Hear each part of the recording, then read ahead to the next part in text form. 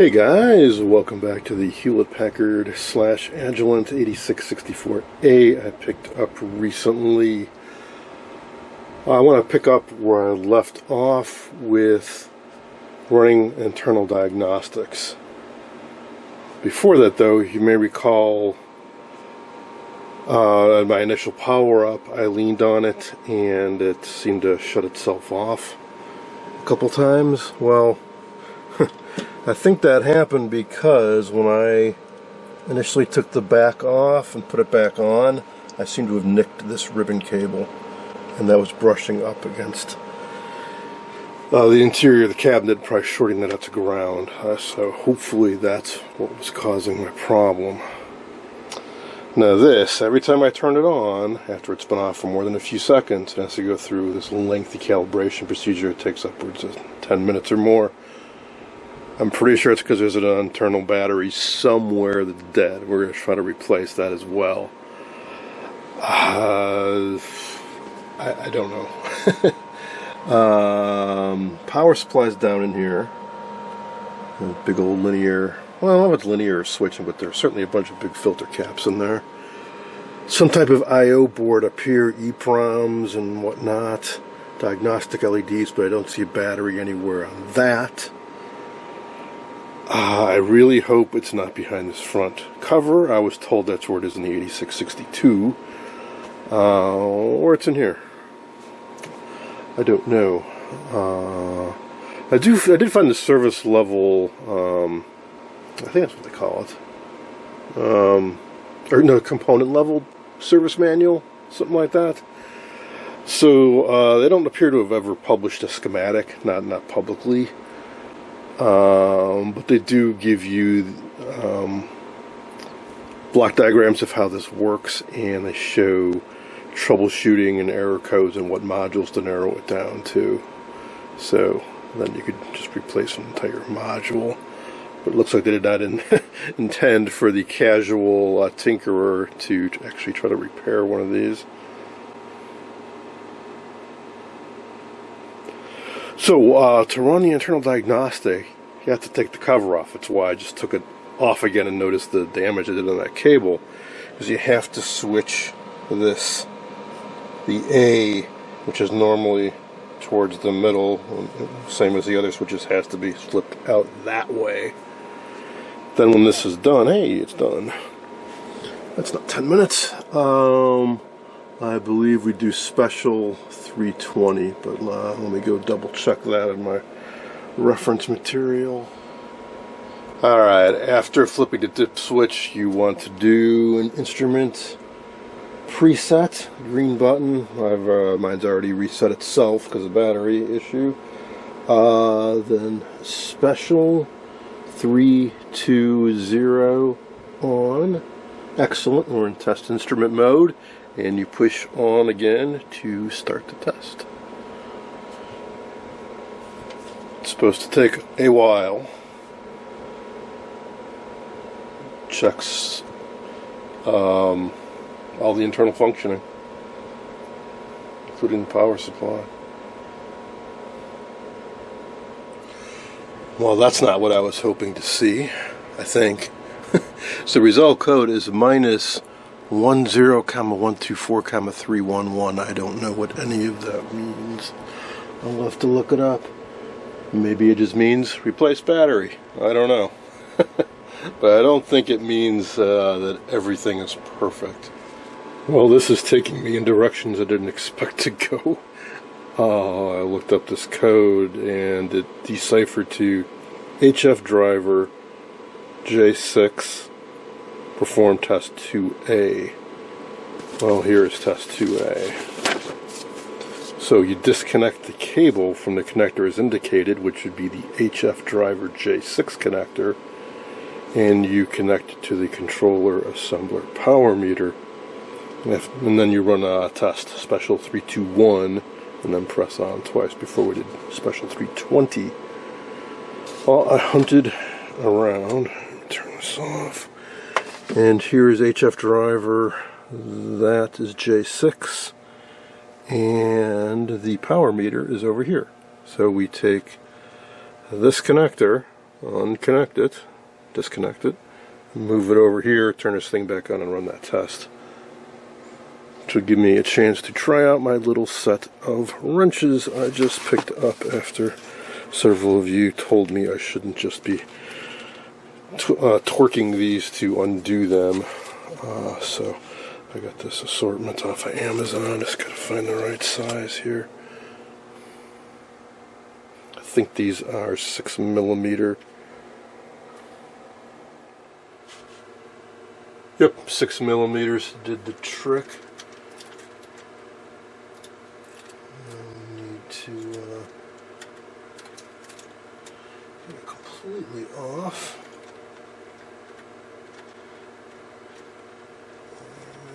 Relocate. Oh. Tight quarters. Alright. Connect it over here.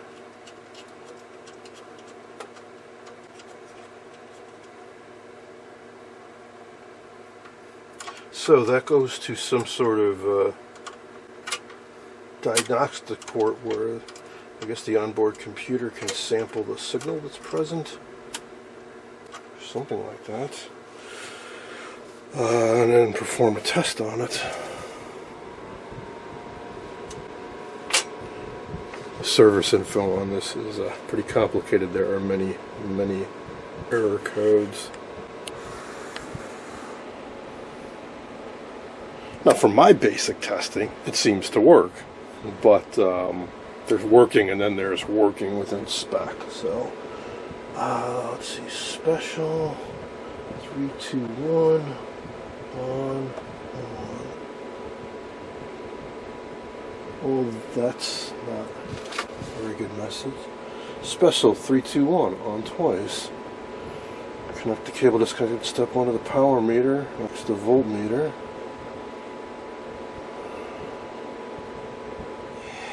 Try again. Special 3, 2, 5 on. Alright, we have that error. So let's do special 3, 2, 1 on and continue test.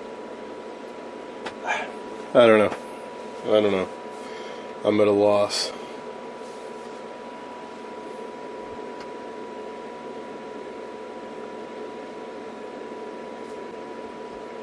I reread the manual several times.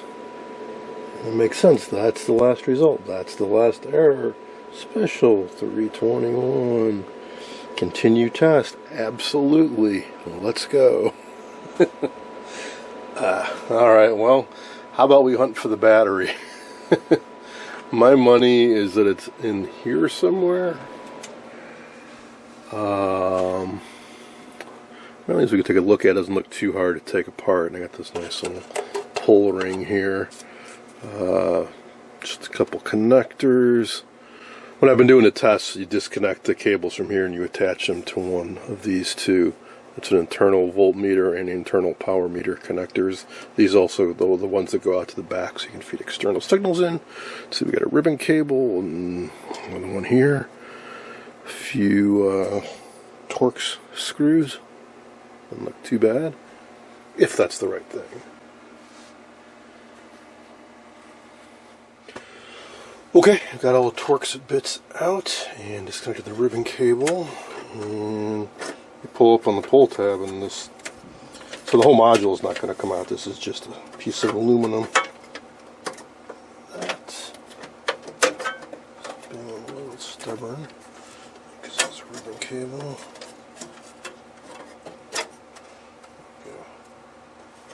If nothing else, we finally get a peek at some of the actual electronics in this thing.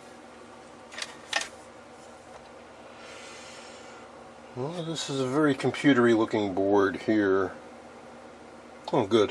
It just has quick release gizmos on it. Wow. Holy cow. I'll give you a better look in a bit, but this stuff in here, which I think might be the output amp or something, or maybe it's the internal power meter. Some impressive looking stuff. Ah, yes, there's the battery. Huh, what do you know? It's got a 68,000 Motorola, 68HC000 to be exact, and a 68901, 9914.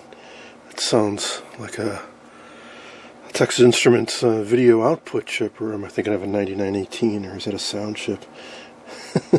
I used to dabble, well, I didn't dabble, I mean, I lived in the 80s.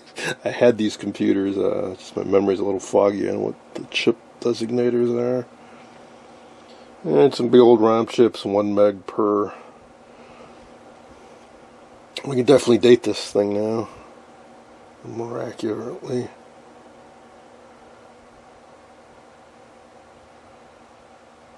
I think.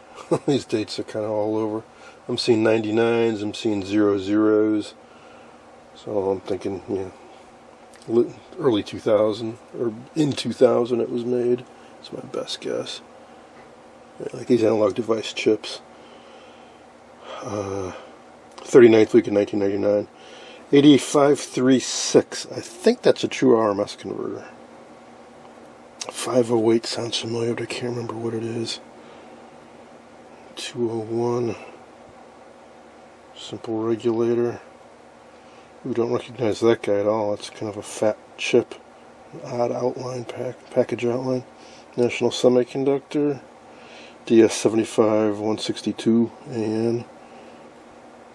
Really no house numbering on these parts. I just actually have the part numbers on them. But I'm pretty sure that's static RAM.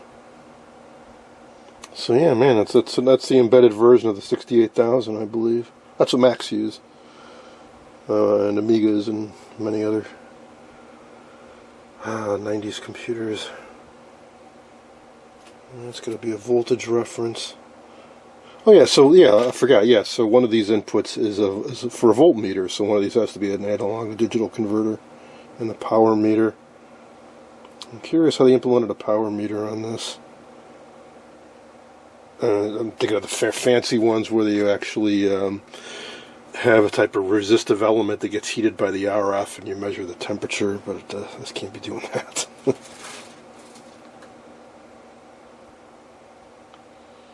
Cool. Alright, so, well, there's what we need to get. N-50SB. It's a Sanyo. Don't know if it's the original or not. I think it's a 3.6. Oh yeah, 3.6 volt, 45 milliamp hour. I'm saying all this so I can watch the video back after I put this card in, so I know what the heck to get. Alright, neat. So we get a nice dose of late 70s, early 80s with the 8662, and now we are smack dab into the late 90s technology with this guy. Crystal's only 2.4576. I assume they chose that frequency for a good reason. And that's a 68901. Is that a microcontroller? Some type of I/O device. I'm curious to look up all these chips and see what the heck they are. Oh, what an age we live in when I can just jump onto Google and look up this stuff. I used to have bookcases full of data books. Slide that in. I'll have to order up a NiCad battery, but boy, I am relieved that it is, as things go in this device, it's pretty accessible. I'm not going to take out this stuff, but I'll give you a closer look at it. I was itching to see the internals of this, because all these cards are just metal and connectors. You can't see anything. A little bit on this board, but it's kind of boring glue logics type. Anyways, here's the RF magic. Beautiful machined aluminum blocks and gold-plated goodness everywhere. That's why I was thinking these might be output amps. And maybe this works with this, and this is actually the power meter. There has power meter components in it. I don't know. And then this box, it says MW loop assembly. I was thinking it was the output attenuator or the output amp. Okay, let's see a peek in here. The 8662, the RF amp attenuator stuff is right here, right above the connector, or right behind it.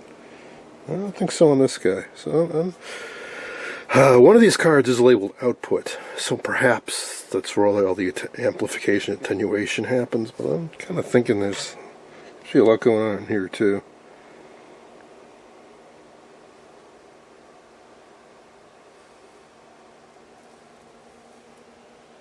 Some little transistors with top hat heat sinks on them.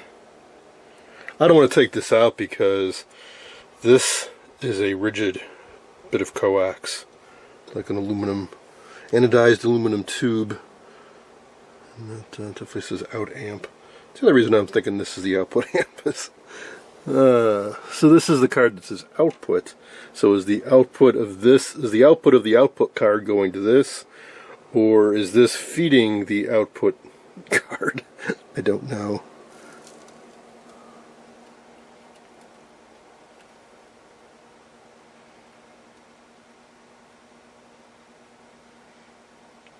Yeah, I don't know what that's going into.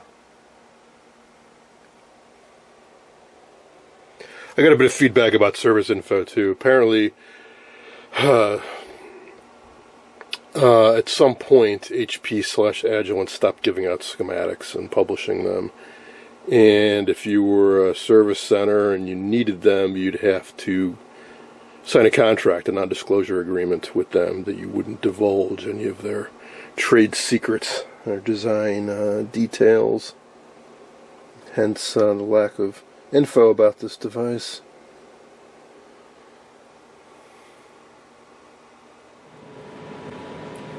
Well, I finally got the error code situation figured out. I was being too timid. So, for the very, very few of you out there who may ever have to go through this process, you have to leave the thing on. Run the 320 test, and then gingerly, carefully go in there, disconnect the cables, reconnect them as indicated, and then do 321. So literally you're continuing the test live, and you're swapping around cables while everything is powered up and so on. So I just dug deeper into the 5.22311, and that's the ALC test that's failing, automatic level control. I've been playing around more with this, checking the output level. Forget about sweeping or any of that thing like that. If I just go in 1 megahertz increments and look at the output from 1 megahertz to 2 to 3 to 4 to 5, the output level is varying about 10%. Some of you had theories about it not being terminated properly, or the type of coax, or this or that. I don't think so. I think there legitimately is something wrong with this. I've tried different probes, different coax, different termination, no termination. None of them made any difference whatsoever. So I'm going to jot down this code and see where that takes me. And then there's two other codes, the HF driver and LF driver. But this is the one I'm most interested in right now. So I'll jot that number down. The first number is sort of the error class or module, and the second number is the more specific error. And the last, they all say 311. I don't know if that's a joke about dialing 311 for information or whatnot. I was also kind of curious to see so Hewlett-Packard evolved from Hewlett-Packard to Agilent. Now they've been Keysight for a while. I was curious to see what is Keysight selling these days. They do have sort of a newer version of this. It goes up to, I think, 20 gigahertz, smaller, but has crazy specs, outstanding phase, noise and whatnot.